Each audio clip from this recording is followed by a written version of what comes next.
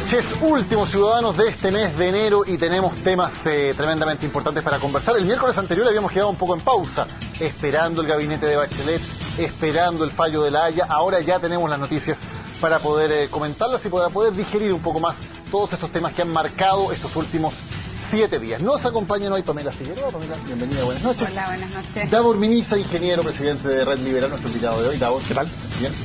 Willy Díaz y Alberto Mayor, buenas noches. Buenas noches. Son tertulios habituales de nuestros miércoles en la noche. Revisamos de inmediato las 3 candidatas a frase de la semana. Como siempre son ustedes los que eligen cuál es la frase más destacada de los últimos 7 días. Sin duda, las reacciones más importantes se provocaron después del fallo de La Haya. Escuchamos al presidente de Perú, Ollanta Humala.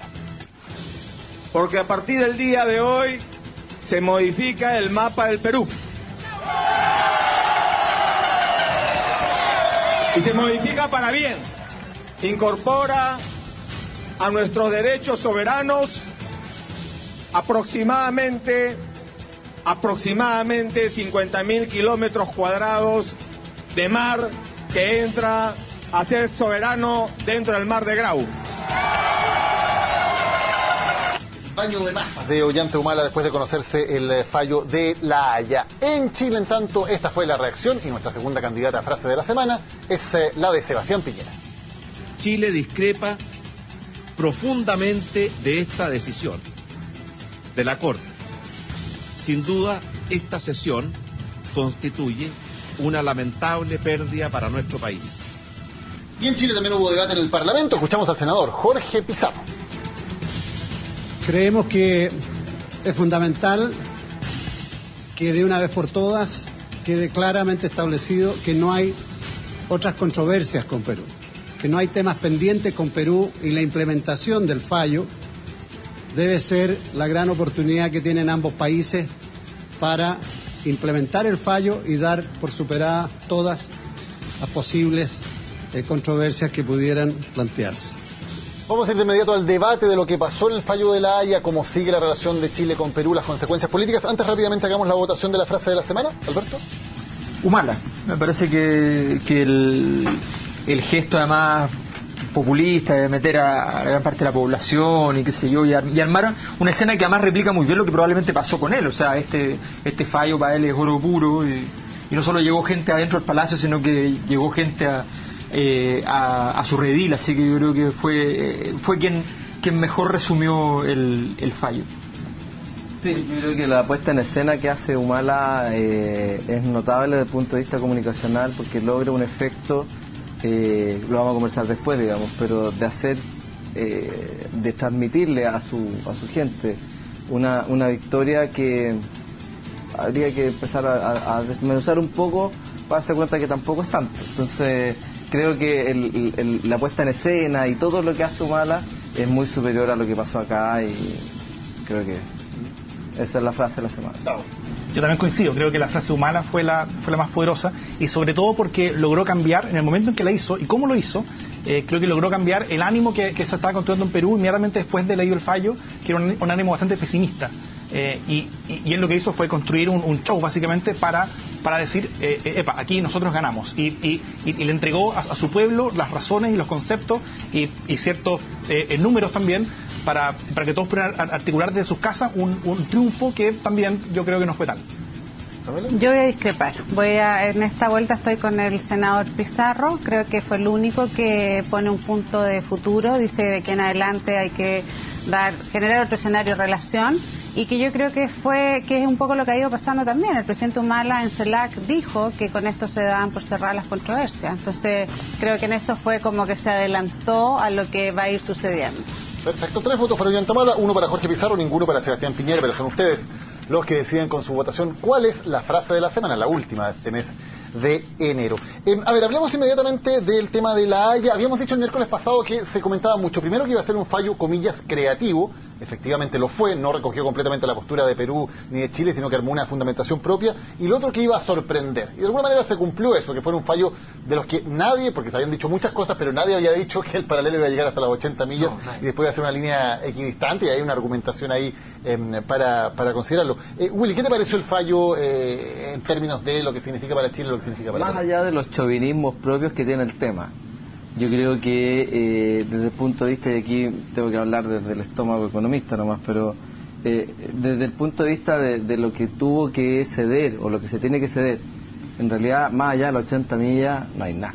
O sea, está bien, no pasen los barcos, lo que quieran, pero la verdad es que desde el punto de vista de la gente, del efecto económico, de lo que significa para la población chilena, lo que hay mar adentro no tiene ningún distinto es si hubiera sido territorio de tierra firme, o de tierra firme efectivamente puede haber asentamientos humanos respecto a los cuales sí se genera ciertos conceptos nacionalistas o ciertos conceptos más bien de tierra, pero en el caso del mar, más allá de las 80 millas hay muy poca actividad pesquera, muy poca actividad que puedan realizar incluso los pescadores artesanales, por lo que ha salido en la prensa, y así que no veo que sea lo que sí encuentro que es muy bueno, pero ya he escuchado voces disidentes en el tema, es que esto zanja finalmente todos los problemas con con Perú.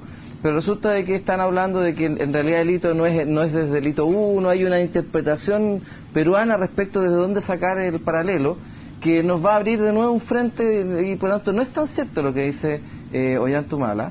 Y finalmente, creo que esta es una muy buena señal para lo que se viene con Bolivia. El establecer el hito 1 también significa cerrarle un poco el corredor a Bolivia de lo que estaban ellos planteando probablemente en su demanda, que es la que se viene a continuación. En parte concuerdo, creo que fue un buen resultado para nosotros. Chile no perdió ningún milímetro cuadrado de territorio soberano. Lo que sí perdimos era lo que nosotros creíamos que era parte de nuestro zona económica exclusiva, que es algo distinto. Ahora, el principal riesgo yo creo que se abre aquí es que Perú no está considerando esa diferenciación de la misma manera que nosotros, dado que Perú no ha firmado una convención del mar. Para ellos es lo mismo zona soberana que zona económica exclusiva. Un dominio marítimo en que meten todo. Para Perú, como ellos consideran que toda esa zona, hasta las 200 millas, soberana de su país, ellos considerarían que ningún navío puede entrar a esa zona sin un permiso de su país. Y eso, según la ley internacional y la ley marítima, no es así. O sea, cada país tiene completos derechos a decidir quién pasa o no pasa por una zona mucho menor. Pero por la zona de derecho económico exclusivo solamente tiene derecho un país a exigir que nadie extraiga nada de esa zona, porque los recursos económicos de ahí son propios. Entonces podríamos ver rápidamente situaciones como que un navío chileno pueda pasar con todo derecho por esa zona y que Perú considere que ese navío no tiene derecho a pasar por ahí, y ahí vamos a poder tener conflictos serios. Mira, yo creo que los argumentos de la defensa chilena fueron bastante sólidos y se demostró, por lo menos se reconoció hasta las 80 millas. El hito 1 es fundamental porque es toda la soberanía terrestre, se reconoce hasta las 80 millas, los fundamentos chilenos, y después de eso el tribunal intentó le da la razón a Perú. Y yo creo que lo más importante ahora, que es lo que viene, es que todas estas interpretaciones o disputas que están en la mesa tienen que resolverse en comisiones bipartitas. Yo creo que eso es lo que nosotros tenemos que avanzar, porque si dejamos que cada país interprete, obviamente vamos a tener distintas visiones. Entonces, por eso yo creo que este es el momento para la implementación del tratado, que sean comisiones bipartitas. Y estamos en súper buenas condiciones, y yo creo que la señal de que el presidente Piñera y la presidenta electa Bachelet fueran juntos a CELAC fue muy importante para avanzar en ese sentido. Claro, en un principio, Alberto, se suponía que el presidente Piñera se iba a quedar en Chile, suponiendo que iba a haber un frente interno que cuidar. Aparentemente el frente interno quedó bastante bien resguardado y él pudo ir finalmente invitando más a la presidenta Bachelet a La Habana. Sí, lo que pasa es que yo creo que él trabajó bien el tema de la expectativa. Él hizo al revés, bajó la expectativa. Comentamos la semana pasada, yo comenté que él mismo había dicho cómo podía ser el fallo, que muy parecido, salvo que no dijo las millas. Entonces no sé qué, dijo que nos daban pocas millas, pero de paralelo, y después la bisectriz, pero evidentemente estaba bastante cerca, digamos, así que o le apuntó o sabía algo, pero estaba por ahí. Lo que es claro, a mi juicio, es que hay que leer bien el fallo por una razón muy simple. El fallo es efectivamente muy extraño, ¿no? Pero no hay que leer el fallo extraño desde el punto de vista de así que nos perjudicaron, y eso. Hay que entenderlo, hay que entender por qué es extraño. Porque si bien a Chile le desmontan gran parte de los argumentos jurídicos, porque Chile plantea el acuerdo del 52, el acuerdo del 54, una serie de acuerdos que te dicen no vale, no tiene ese alcance, y no obstante a Chile le dan la razón, y después de que le dan la razón van y le quitan un pedazo cuando una cuestión que parece de principio, O sea, cuando te dan la razón de principio de que tú tienes un límite, ¿no?, el límite tiene que ser conocido por alguno de los dos, porque no puede ser que haya un límite que los dos desconozcan, que viva en el mundo platónico, ¿no? Y resulta que eso es lo que nos dijeron. En el fondo hay un límite fijado por alguien en la historia universal, ¿no?, que ni usted conoce, pero que existe, y aquí lo estamos elucidando. Como es tan extraño el fallo, lo que tenemos que entender es que lo que hay detrás de eso es que lo que perdió en Chile fue la política. Chile no tuvo una gestión política adecuada, no supo apuntalar un fallo que jurídicamente tenía fortaleza. Yo no tengo ninguna duda de que nunca hubo duda respecto al hito 1. Creo que Perú puso el hito 1 para ir con el tejo pasado, ¿no?, a sabiendas de que obviamente eso no iba a estar, y que como cuando menos iba a ganar el triángulo exterior, y además podía eventualmente sacar algo, y sacó ese otro algo. Por tanto, el fallo, en términos objetivos, ¿no?, es malo para Chile. En términos subjetivos, dado como venía el ambiente, la sensación de que esto iba a ser una catástrofe, evidentemente es un buen fallo, pero yo creo que hay que tener claro que aquí la lógica de operación de la Cancillería tiene que cambiar. En ese sentido, uno podría pensar que el presidente Piñera aprendió tal vez una lección. Siempre se dijo que él creaba demasiadas expectativas, como lo hizo, por ejemplo, al principio de su gobierno. Ahora parece que hizo todo lo contrario, ¿no? Parece que apostó a crear bajas expectativas, y esa fue una estrategia que sí le resultó. Es una estrategia ganadora en su caso. O sea, él lo que logró fue bajar las expectativas. O sea, probablemente nosotros hoy nos sentiremos bastante más perdedores luego conoció el fallo, sin, por ejemplo, esa nefasta conferencia de prensa que hizo Chadwick, en la que tuvo una reacción tal vez muy involuntaria, pero lo que logró fue que las expectativas de todos bajaran, y el resultado finalmente, como no fue tan malo, nos dejó todos contentos. ¿Pamela?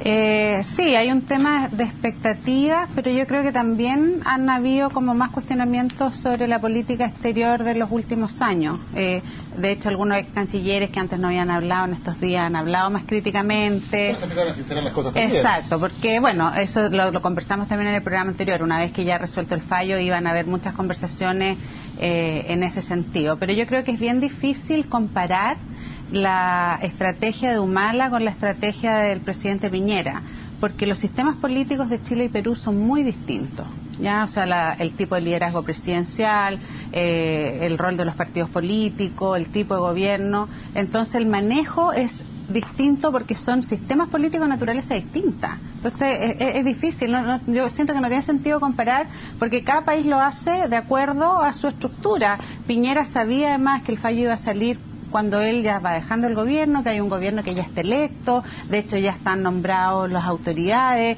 se vio en conjunto, y yo creo que eso fue una visión bien interesante, como bien estratégica como país, de juntar gobierno saliente con gobierno entrante y decir tranquilos, porque más allá de la situación concreta, esto está como con la rienda tomada. Y porque además yo creo que toda esta expectativa de que podían haber dificultades en las zonas limítrofes no sucedió, porque también lo decíamos la semana pasada, la gente de Tacna con la gente de Arica comparte cotidianamente. Los pueblos originarios del norte, los aymara, no reconocen la frontera de los estados. Ellos tienen familiares, son familias completas, unos viven a un lado de la frontera, otros viven al otro lado, y no reconocen las fronteras de los estados nacionales. Entonces era muy difícil que hubiese un enfrentamiento. De hecho, la reacción en las capitales, por ejemplo, de ambos países, en cómo fue la reacción en las ciudades limítrofes, esto fue totalmente distinto. Si la gente ahí tiene una comunidad, y los países hemos hecho una comunidad cultural, económica, social, que no necesariamente se iba a poner en riesgo por una cuestión del fallo. Es un fenómeno cultural que hay que, como bien dice Pamela, hay que mirar con una óptica distinta. Hay que recordar que Chile gobernó Perú en Lima 3 o 4 años, y eso es muy fuerte y ha generado desde la historia, ha generado un sentimiento antichileno desde los niños chicos, que les meten esta cuestión en la cabeza. Cosa que acá nosotros, a lo menos a mí nunca me hablaron mal ni de los peruanos, ni de los bolivianos, ni nada, digamos. Pero hay un sentimiento que se manifiesta en la prensa incluso, que es muy ácido hacia Chile.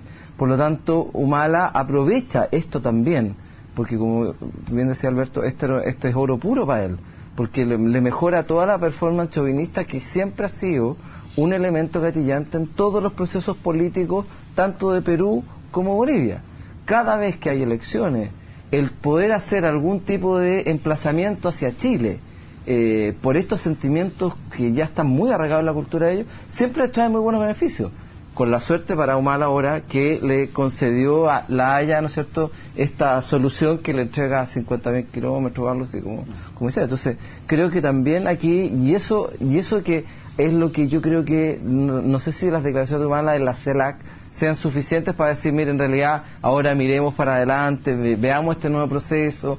Yo creo que hay cosas que va a ser muy difícil. Bueno, hay una discrepancia porque Ollanta Humala dice efectivamente están cerrados definitivamente los temas limítrofes, pero la canciller peruana dice que el límite peruano es el hito Concordia y no el hito 1, por lo tanto uno entiende que Perú está diciendo están cerrados los límites, pero reconociéndonos el hito Concordia, que es lo que no reconoce Chile, por lo tanto, en verdad no están cerrados. Claro. Y el fallo es categórico en eso, el fallo dice que parte del hito 1, por lo tanto, sin que haya una manifestación explícita del fallo respecto a lo territorial. Sí, el hito 1 vale, hace de esa forma. No, es que el fallo es enfático de que es marítimo. Entonces, lo que ellos asumen es que la línea de la Concordia sería el hito terrestre, digamos, el otro sería el hito marítimo, y lo que se produciría este fenómeno que ellos llaman de costa seca, que hay 7 antecedentes a nivel mundial, ¿no?, que es que revela una cosa muy importante, y es que, y nuevamente, Cancillería, y esto no es este gobierno solamente, el error es previo, es de todo nuestro sistema de cómo abordamos las relaciones exteriores. Fíjate que Perú tenía segunda jugada. O sea, nosotros estábamos jugando recién la primera jugada, logramos responder la primera jugada mal, perdemos un pedazo, qué sé yo, y tenía segunda jugada. Entonces, estamos muy lejos. O sea, no hemos este partido de ajedrez nosotros no lo estamos jugando, ¿no? Y mañana nos podemos enterar de que la tercera jugada, de que siempre estuvo Bolivia en el juego y que siempre estuvo parte de la estrategia, ¿no? Entonces, de que nos sorprendemos ahora, que la canciller se sorprende con eso de que ahora queda abierto el tema del triángulo terrestre. ¿Para qué está la inteligencia? ¿Para qué está todo lo que un Estado? Para que nos resulte que al día siguiente un fallo nos sorprendamos con lo que nos va a decir Perú. O sea, está bien, nosotros nos podemos sorprender, pero se supone que los gobiernos tienen esa capacidad de ver, y si no tienen la capacidad de ver, tienen la capacidad de espiar. El triángulo terrestre es una franja de terreno ínfima, ¿verdad? Muy, muy pequeña, muy chica. De unos 200 metros de largo, en fin, algo así como 2 canchas de fútbol, que además está, donde no hay nada tampoco, pero que podría tener o no un potencial simbólico, un potencial de enturbiar de alguna manera las relaciones entre Chile y Perú. Sí, pero yo creo que ahí va a depender de la voluntad política de los gobiernos, porque ya se pasó por la fase judicial, la fase jurídica, fuimos al tribunal, fue un proceso de 7, casi 8 años, se llegó al fallo, se anunció el fallo. Entonces, lo que viene ahora es la voluntad de los gobiernos en términos políticos de cómo se implementa y cómo se trabaja.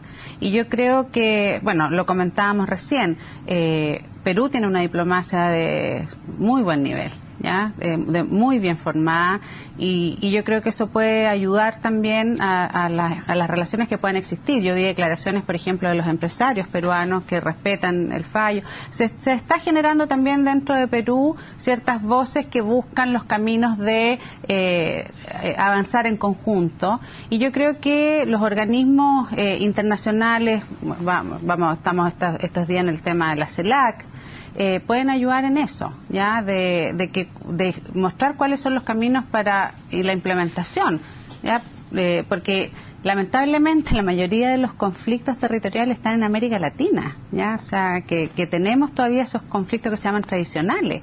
Entonces hay que buscar mecanismos de cómo resolverlo, y yo creo que el camino bipartito es fundamental, y eso depende de la voluntad política de los gobiernos, de nada más, porque en el fondo es todos los organismos internacionales ahora, tipo CELAC, UNASUR, avanzan a que sean organismos de alto nivel. Ya no son solamente las cancillerías, los ministerios de defensa, son los presidentes, se juntan los presidentes. Por tanto, lo que ahí se habla se define, no es que tú tienes que volver a consultar a tu país, qué sé yo. Entonces, es bien importante ahí porque ahí hay declaraciones ya con respecto a la democracia, cómo se resuelven los conflictos, a los problemas que se priorizan, que puede de alguna manera ayudar a que se dé esa voluntad política de cooperar en la resolución del conflicto, de la implementación de lo que podría ser un conflicto, porque yo creo que todavía no es un conflicto, sino es cómo se implementa este fallo. Bueno, primero las palabras que usó Humala al hablar hoy día son que el tema que se terminó fue de la delimitación, y la palabra que no utilizó, que es la que queda pendiente, es la demarcación. que es lo que estamos hablando. Tal como Alberto decía hace un rato, estos juegos de ajedrez son de muy largo plazo. O sea, nosotros estamos hablando de generaciones, y los costos que estamos pagando hoy día son los costos de un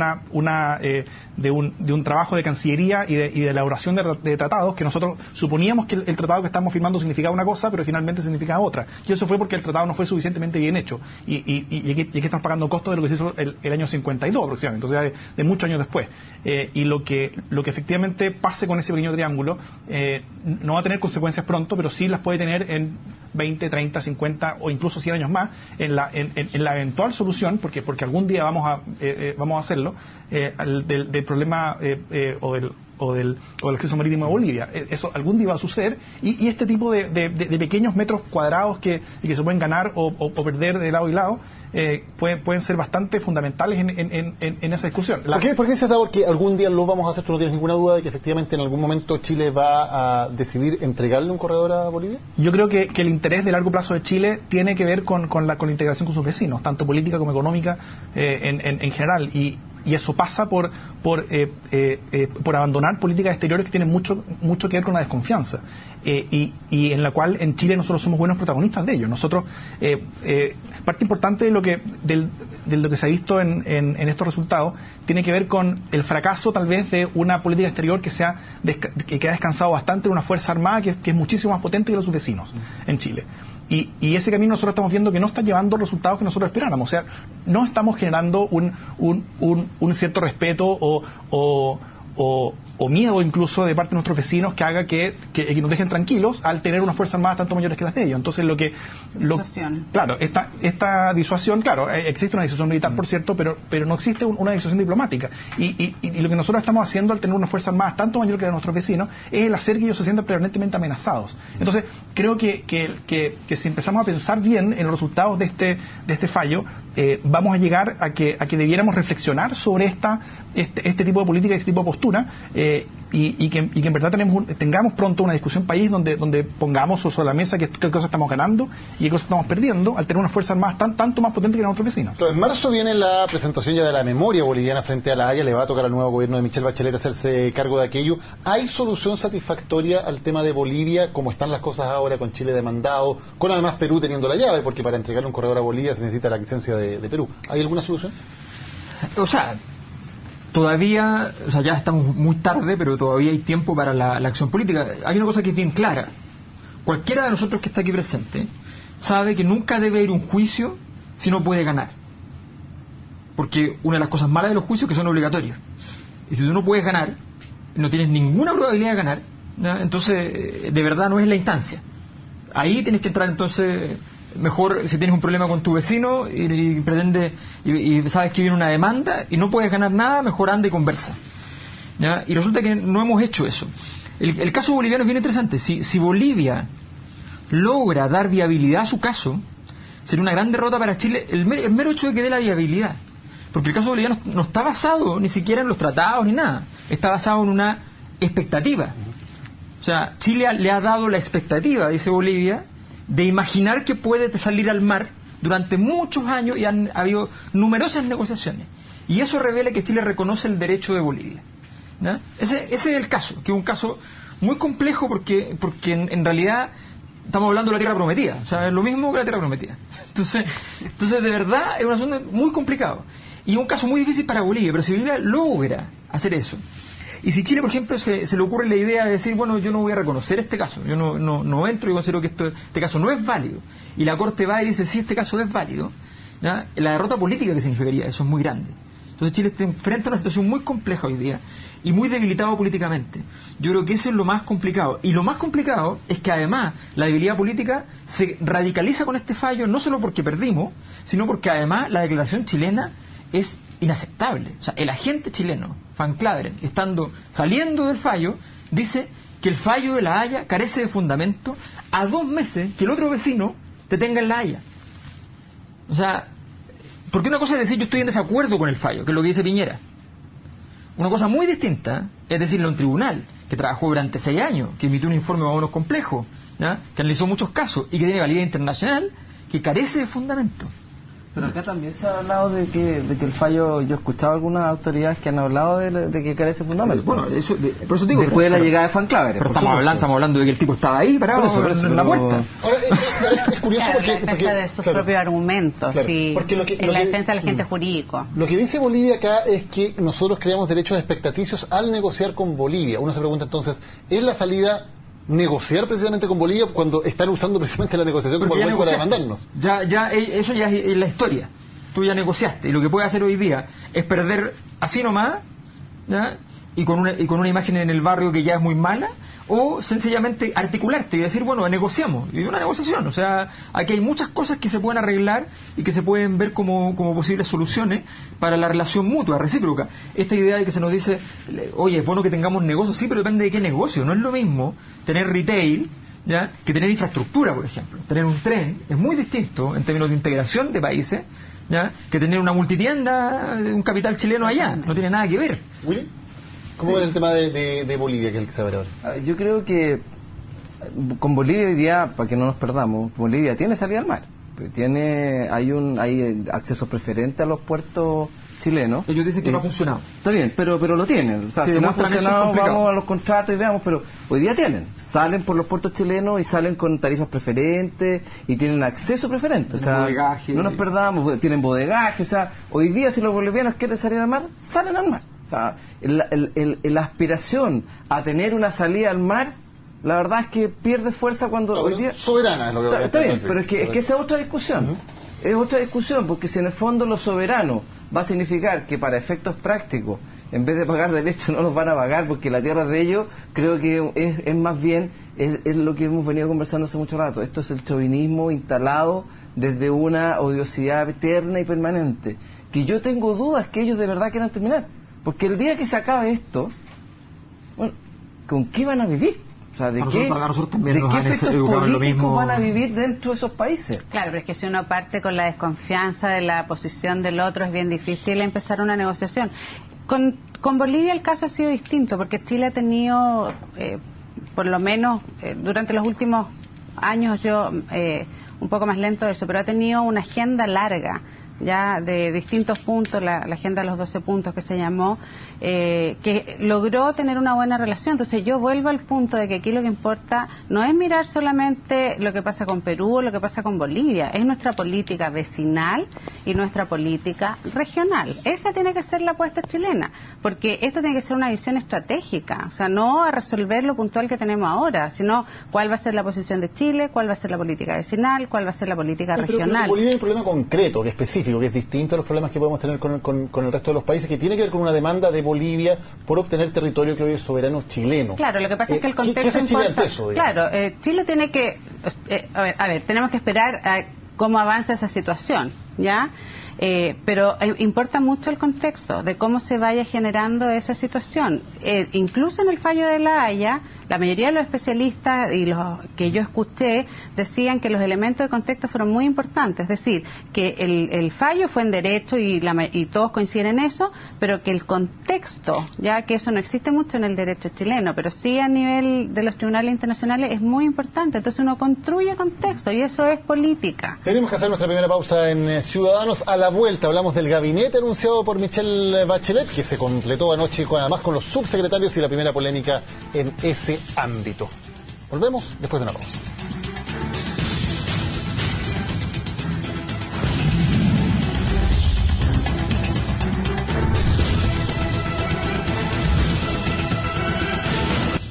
...23 ministros y 32 subsecretarios anunció la presidenta Bachelet para su gobierno desde el 11 de marzo. Ya están las cartas arriba de la mesa, la primera gran señal que tenía que dar Michelle Bachelet, la conformación de su gobierno. Vamos por una ronda rápida. ¿Qué les pareció la conformación del gabinete, Alberto? Bueno, la conformación del gabinete, cuando recién apareció los ministros, parecía simplemente causada extrañeza, parecía irónico, digamos, que apareciera Eizaguirre en educación, ¿no? Parecía raro. Pero ahora lo que al principio parecía sencillamente una excentricidad con la subsecretario se transforma en algo más o menos estable, una certeza, y lo que parecía simplemente un accidente puede transformarse en una operación, porque aparece una subsecretaria que no representa para nada la lógica de la educación gratuita, que tiene cartas firmadas con Harald Beyer, con Patricia Mate, que tiene una visión de la educación bastante distinta. Y uno dice, bueno, si está Nicolás Aguirre como ministro y ella como su secretaria, entonces Claudia Peirano, estamos hablando de que y de hecho le sale al paso Camila Vallejo, y a mí me cuesta pensar que si Camila Vallejo, que es quien da el visado dentro de la nueva mayoría en los temas de educación, la política de Bachelet, porque para eso está el Partido Comunista y para eso está la Camila Vallejo ahí, me cuesta pensar que sea tolerable la subsecretaria en estas condiciones, y al mismo tiempo me cuesta pensar que hagamos un cambio de gabinete antes de que asuma el gabinete. Entonces la cosa está difícil de pensar.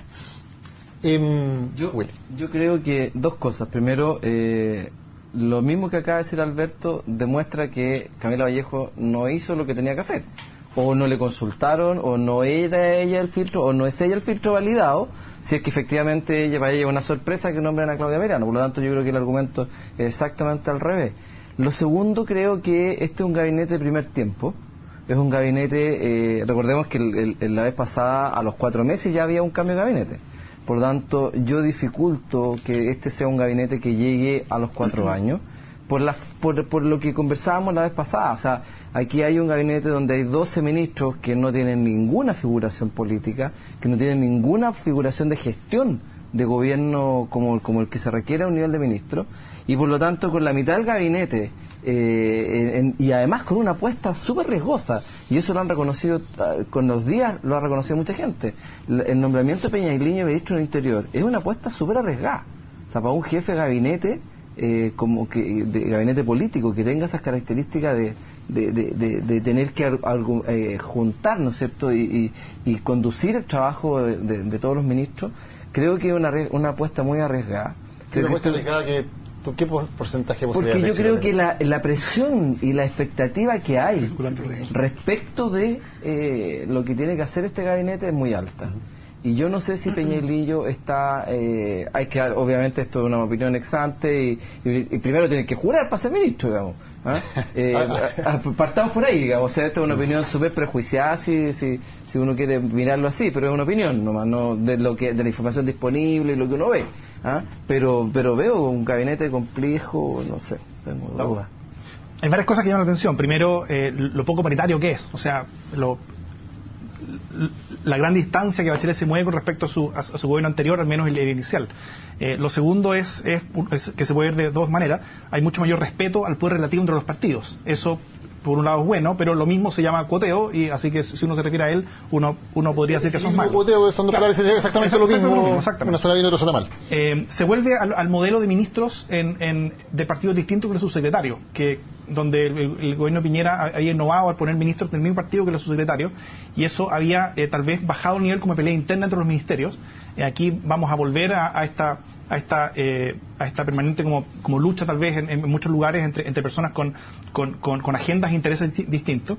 Y también está esta interesante mezcla, que como ustedes decían, entre la experiencia y la renovación política, pero es una renovación muy bacheletista. O sea, esta renovación, las personas que Bachelet decide poner en primera línea, que antes no están en primera línea, son personas que son muy de su confianza, y son personas donde ella misma se está jugando buena parte de su capital político en el desempeño que van a tener.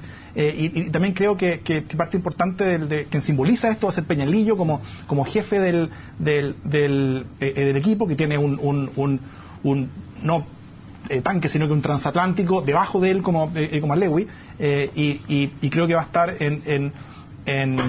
en bastante juicio él y su desempeño, y el resto de los ministros, que son básicamente un ministerio bastante bacheletista, un gabinete bastante bacheletista, y Michelle Bachelet creo que puede pagar grandes costos ella, si es que a este equipo que ella puso ahí, no tanto los partidos, le va finalmente mal. Ahora es interesante eso, Pamela, porque finalmente aquí no hay como una especie de fusible, no hay alguien como Andrés Saldívar que, si la cosa va mal, puede sacar a Saldívar, digamos, y Bachelet seguir recuerdándose. Aquí no hay un fusible, directamente ella pone su poder en los ministros, claramente se entiende que son de su absoluta confianza, y con eso, bueno, paga los beneficios, por un lado, de concentrar el poder político, pero también paga directamente los costos si es que las cosas no resultan. No, mira, sí, yo creo que, coincido con que este es un gabinete con fuerte marca bacheletista. Ella había dicho con anterioridad que ella quería ministros y ministras comprometidos con el programa y que esa iba a ser la prioridad. Y yo creo que eso sí se reflejó no solamente en rostros nuevos, porque yo creo que también los rostros que no son nuevos también son cercanos a la presidenta, ¿ya? O sea, creo que hay,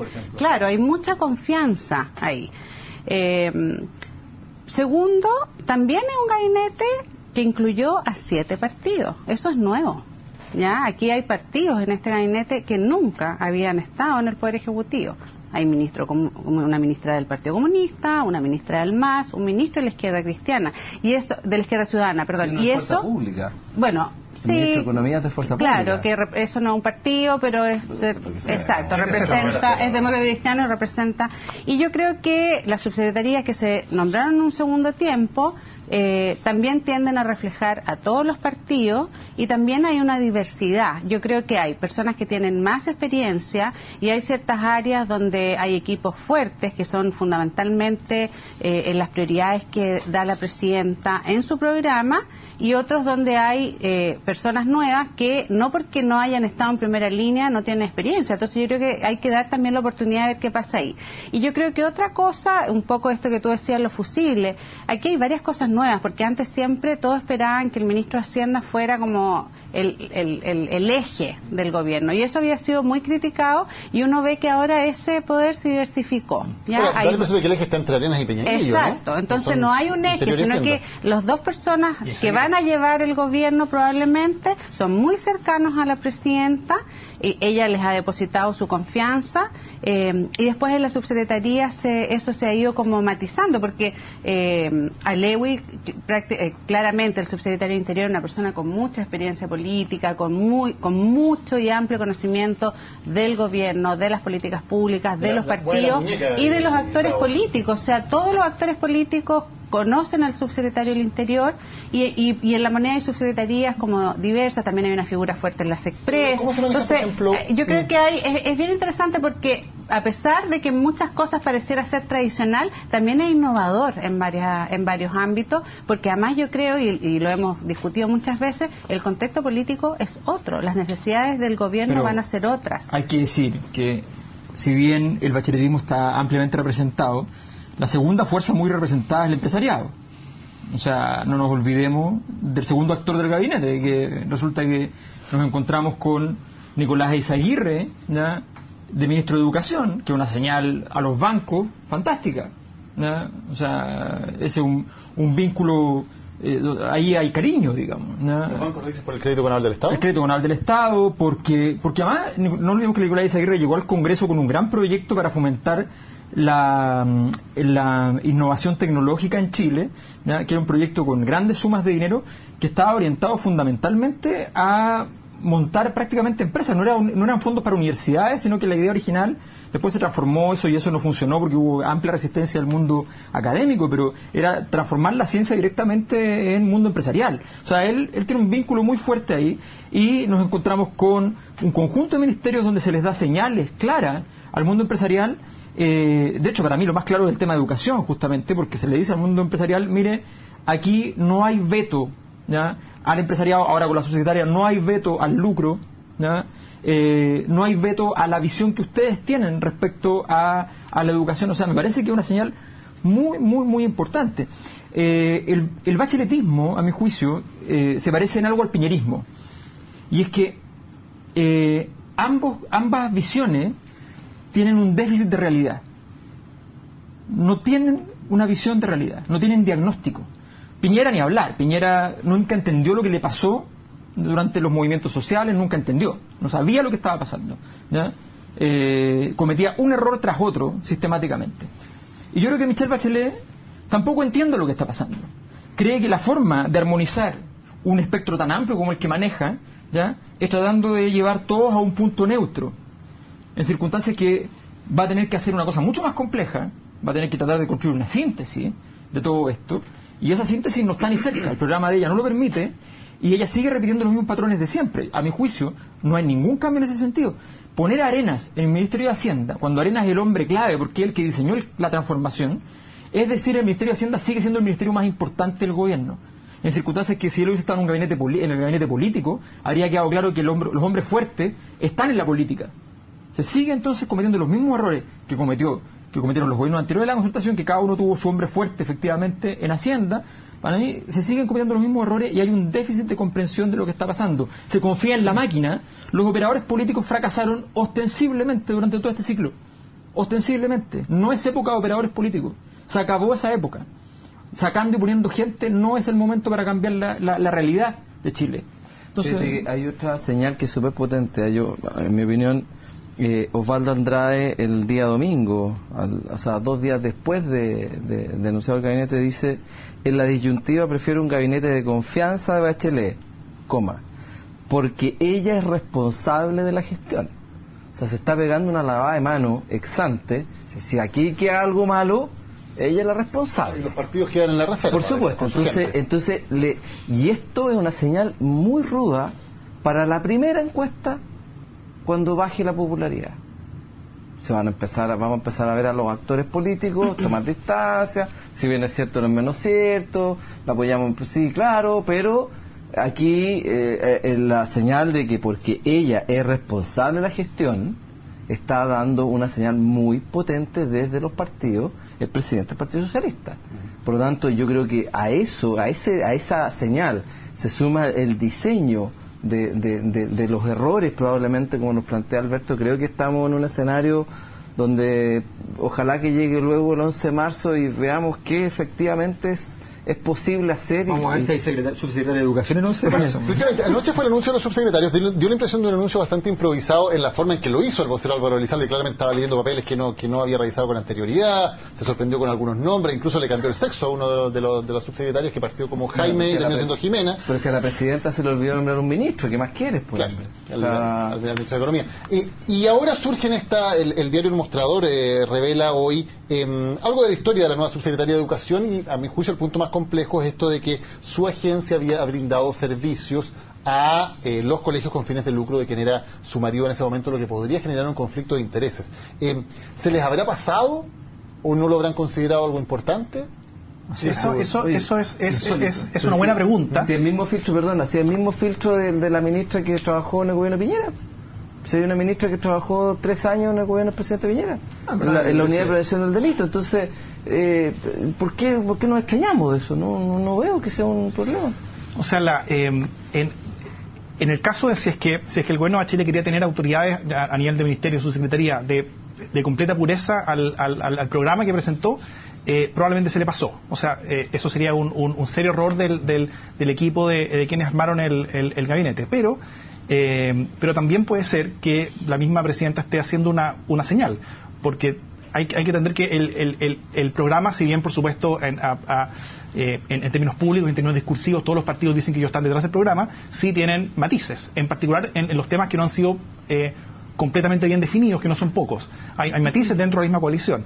Entonces, al poner a personas que claramente tienen posiciones que pueden ser ideológicamente distintas que la que se supone que es el centro de gravedad del gobierno, eso también es una señal de mayor apertura y de mayor manejo político desde el gobierno de Bachelet. Ahora, en el tema del eventual conflicto de interés, claro, hay Claudia Peirano, según las notas de prensa, ella tiene o tenía, me imagino que ha dejado de ser parte propietaria de esa empresa, una empresa que se llama Grupo Educativo, que es un ATE que hace asesorías con fondos de la ley CEP, que son fondos que están disponibles para ello, o sea, a disposición de los colegios con niños vulnerables para que hagan proyectos de inversión que mejoren la calidad de la educación. Es una empresa que ha tenido muy buen éxito y muy buen trabajo en comunas rurales particularmente, pero al parecer trabajó hace algunos años, tenía antes ella estaba casada con una persona, ya no,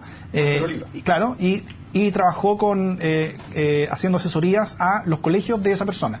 Eso sería claramente un conflicto de interés en ese momento. Ahora, a diferencia de los conflictos de interés que vimos sobre todo al principio del gobierno de Piñera y donde empezamos a analizar las personas que entran en ese gobierno, no es un conflicto de interés que se proyecta hacia el gobierno, sino que más bien un conflicto de interés que fue. ¿Pero asesorías para lucrar o asesorías en el modelo educativo? Porque no es lo mismo asesorar a un colegio... No, son asesorías para el modelo educativo. Solo para el modelo educativo, o sea, no para lucrar. Son necesarias para que se le entreguen los fondos de la subvención preferencial que se entregan también, en este caso, a colegios con lucro. Por lo tanto, finalmente, son fondos que también pueden ir a lucro o pueden no ir a lucro. O sea, son dineros que le entrega el Estado finalmente a través de estas ATEs a las cuales el Estado puede acceder. Pero los fondos CEP son fondos concursables finalmente, y el dinero va a la ATE, o sea, no va al sostenedor. Ahora, por eso hay exactamente la duda inmediata de si no es una forma de lucrar indirectamente por medio de contratar una empresa relacionada. Pero a diferencia de algunas ATE que efectivamente solamente existen para como empresas relacionadas, podríamos decir, de ciertos colegios que lucran, esta efectivamente tiene mucho mayor trabajo que solamente con esos colegios, sino que también trabaja en muchas municipalidades. A ver, ¿hay conflicto de interés o no hay conflicto de interés? ¿Es un error político o no es un error político? Mira, primero quiero comentar algo que decía Alberto, porque él decía que el gobierno de la presidenta Bachelet no lee la realidad, y no comparto para nada eso. Yo creo que la presidenta Bachelet ha tenido un gran respaldo, estuvo en distintas elecciones primarias, etcétera, y eso representa, digamos, una visión que incorpora a muchos chilenos, ¿ya? También se representa en este gabinete que es tan diverso, ¿ya? Que yo creo que es lo que sorprende, que es tan diverso en partidos, en figuras, en niveles tal vez de experiencia, etcétera. Y con respecto a la subsecretaria, yo lo único que he visto son cuestiones de prensa, ¿ya? Me imagino que eso se tendrá que investigar, pero también uno tiene que ponerse en el lugar de que si una persona acepta un cargo y sabe cuál es el perfil y programa del gobierno, si no comparte esa visión o si tiene conflicto, probablemente a lo mejor no asumiría el cargo. Por eso yo creo que me imagino que eso es algo que hay que revisar. Y además yo estoy convencida que los estándares en Chile han cambiado. O sea, antes habían conflictos de interés que fueron distintos en el gobierno de Piñera, eran otro tipo de conflictos de interés, ¿ya? Otro nivel de conflicto de interés también. La sociedad no lo acepta, ¿ya? Y probablemente cada vez vamos a ir viendo menos, porque Chile tiene baja tolerancia a ese tipo de situaciones. Pero no puede partir debilitada una de las autoridades en uno de los temas más complejos, porque si hay un tema que para el gobierno de Bachelet va a ser difícil es educación. Bueno, yo creo que ahí el gobierno tiene el deber de despejar esta duda y de tener una buena salida comunicacional para explicar esta duda. Y yo creo que probablemente, porque acá también lo hemos hablado, hay una cuestión de expectativa. La presidenta Bachelet se ha puesto como meta generar 3 reformas bastante importantes, que es una nueva constitución, una reforma tributaria y una reforma de la educación en un gobierno de 4 años, ¿ya? Con un poder ejecutivo como el que tenemos, con un parlamento como el que tenemos. Entonces, en ese contexto, me imagino que hay que priorizar cuáles son las medidas que tú haces fuertemente en un inicio y después cómo eso se va implementando. Y gran parte de la reforma de educación tiene que ver en cómo en 4 años avanzas a un sistema de gratuidad, que es el compromiso de la presidenta Bachelet. Entonces, probablemente hay un perfil en ese sentido, porque la política educativa se hace en varios escenarios. O sea, también lo hablamos, la representación que tienen algunos dirigentes estudiantiles en el Parlamento, los partidos políticos que están representados. O sea, a ver, hay una cosa que es muy simple. Si la concertación dejó de llamarse concertación y se llamó Nueva Mayoría, no es porque entró el Partido Comunista. La razón por la cual se llamó Nueva Mayoría y por la que se hizo un esfuerzo de un cambio histórico, ¿no?, es una muy simple. Había que construir el envase para hacer sentir a gran parte de los chilenos, lo que siempre fue contrabando, pero ese era el contrabando que había que hacer, para hacer sentir a los chilenos que en esta nueva mayoría estaba desde el movimiento estudiantil hasta Andrónico Luksic. ¿Ya? Ese era el juego. Literalmente eso. Literalmente. ¿Ya? Ese era el juego. Lograr decir, esta es la nueva mayoría. ¿Ya? Y este es un país que logra unirse en este proyecto. Para que eso funcione, tú tienes que lograr la confianza de todos los segmentos. No hay ni un solo guiño al movimiento estudiantil, ni uno solo, en el gabinete. Ni uno solo. ¿Ya? A tal punto que Camila Vallejo está dispuesta a hablar hoy día, que es un hecho no menor, está dispuesta a hablar en contra, ¿ya?, de una subsecretaria recién nominada. Porque es evidente que no hay ningún interés en dar algún guiño a parte importante de lo que se trató de construir, de lo que se trató de decir ya en las casas de todos los chilenos, decirles, ¿sabe qué? En esta nueva mayoría está incorporado el espíritu fundamental del movimiento estudiantil. La señal es que no lo está. La palabra gratuidad está, Lo que signifique es una cosa muy distinta, ¿ya? Aquí se está hablando de gratuidad para una cuestión que es extrañísima, algún día hablaremos de eso cuando ya venga la ocasión de hacerlo, pero evidentemente creo que el gobierno se está pegando un brazo en el pie, iniciando el gobierno, porque lo que tenía que hacer era dar un gesto, no podía poner a Izaguirre de ministro y tener una subsecretaria cuestionable, o sea, eso ya es insólito. Nos tenemos que ir, se nos acabó el tiempo por esta edición de Ciudadanos. Les quiero agradecer a todos. Ciudadanos se va de vacaciones. Sí, nos vamos de vacaciones por el mes de febrero. Y volvemos el primer miércoles de marzo. Lo voy a dejar agendado al tiro. El miércoles 5 de marzo. Con nuevo gabinete. Con nuevo gabinete. Están ya por subir. Claro, a ver si llegan todos. Después del primer cambio de gabinete. A ver si llegan todos los secretarios y ministros para alcanzar a jurar o no. El miércoles 5 de marzo nos reencontramos con ustedes en Ciudadanos y los dejamos además con... ¿Quién habrá ganado la frase de la semana? A ver si me soplan. Ganó Llanto Mala. Mira, le hicieron caso a ustedes para cerrar de esta manera que ganó mal y además ganó la encuesta popular. Además ganó la semana en Chile. Mira, los diarios peruanos se enteran de esto, que cualquier titular de La Razón. Imagínate que puede sacar todo el diario La Razón. El 5 de marzo entonces nos reencontramos nuevamente en otro miércoles de Ciudadanos. Que tengan un muy buen mes de febrero y nos vemos en más. Porque a partir del día de hoy se modifica el mapa del Perú. Y se modifica para bien. Incorpora a nuestros derechos soberanos aproximadamente 50.000 kilómetros cuadrados de mar que entra a ser soberano dentro del mar de Grau.